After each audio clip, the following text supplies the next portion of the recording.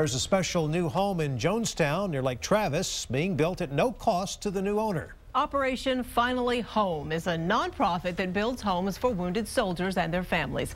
KXAN's Casey James has this touching story. I actually got to witness, a lot of what war does to a society at the end of the war, and it was me and my team's job to basically help them rebuild themselves. After spending a year in Iraq helping people in a country he didn't know get back their lives, it was ironic strangers helped Augie get back his. What better way could there possibly be for a group of builders and suppliers and, realtors to give back than to do what we do for a living, build homes. Operation Finally Home is a nonprofit made up of home builders who have built 50 homes in 11 states so far for wounded soldiers and widows. They end up lighting up our lives, which is it's incredible. After dodging bullets in Iraq, it was a drunk driver who paralyzed this 24-year-old after he was hit while helping a friend change a tire. I didn't want to believe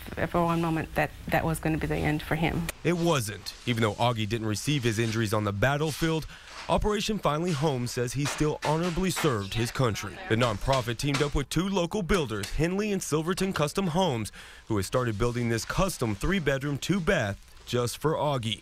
The land was donated by a couple, along with all the material from dozens of businesses. To know that people are there, to take care of you, that are looking out for you.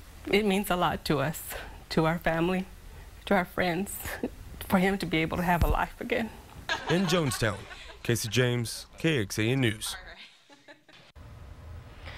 Augie will get the keys to that new home in March, along with a clear title and the first year's insurance and taxes paid for. Augie says he would like to become a peer counselor for other wounded soldiers in the future. And when he does become that counselor, his services will be needed. According to the Department of Defense's latest numbers, close to 50,500 military personnel have been wounded in action in Afghanistan and Iraq since the operations there began. Keep in mind the total number includes wounds from the very minor to the severe and debilitating.